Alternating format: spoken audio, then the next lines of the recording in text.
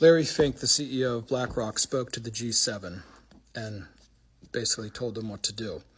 And he made these 3 points, and they're simple ideas, and they're absolutely crucial if you want to understand what's happening in the financial system.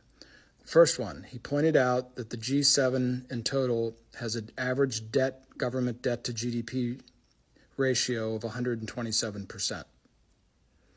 Therefore, deficit spending, increasing the deficit, can no longer drive economic growth because it would drive inflation higher and most likely drive interest rates higher, which would push us into stagflation. Number 2, what he calls the bank balance sheet model, or the ability for banks to push credit into the economy, has now stalled. The losses in the American banking system are $700 billion.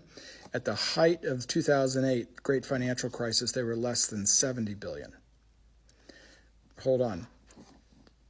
The losses in the American banking system, the unrealized losses, are now as big as the entire Federal Reserve was in 2008. The losses are now bigger than the Fed. Now, since then, the Fed has grown its balance sheet by tenfold, and it can't do that again, or it would collapse the dollar. So he gives number 3 is what he calls the private-public partnerships. So you can think of it this way.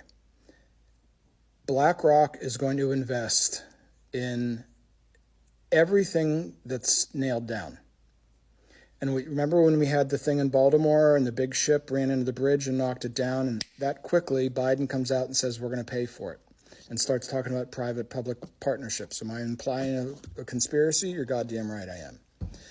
Do you know why there's not remember Elon Musk said, we don't need a train in California, right? And there's a 1,600-meter bridge to nowhere. That's right. It's because it's all going to come from BlackRock. We're not a sovereign country anymore, people. We don't have a banking system, and we don't have a U.S. Treasury. So like a third world country, the big money is going to come in from BlackRock and put a lien and put debt on everything, and they're going to do it with blockchain.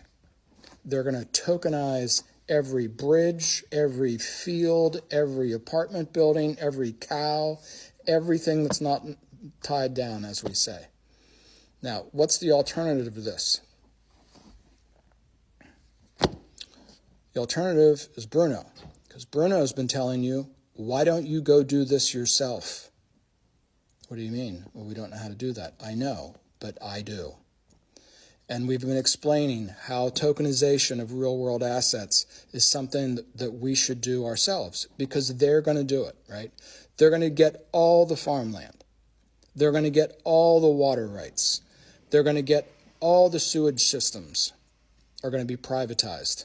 When they say private-public partnership, what it really means is they come in and overwhelm the government, federal, state, and local, and get all the fucking assets. See how this works? And I know you're having a brutal time deciding which 80-year-old weirdo to vote for, okay? That's why we also have the Bruno PAC to do political things. So you're going to see some videos this weekend pinned of exactly how you can interact with Bruno and the kinds of things that you should be thinking about as we move into this new system. Now let's just go through it again. Remember, I was 10 years old. Reagan comes in. There's $1 trillion in federal debt, okay? It's now $36 trillion, okay? Comes in and drops the top tax rate from over 90% to 28%, okay? So that's how we drove the economy since 1980. Then, as interest rates come down and asset prices go up and up, the banks can just literally create money and push money into the economy, 80% of which goes against real estate. So like your image of like the Donald Trumps of the world run America, that's exactly how the economy's been run for the last 40 years. That's now come to a head. It's like those two things won't work anymore. That's what he's trying to do.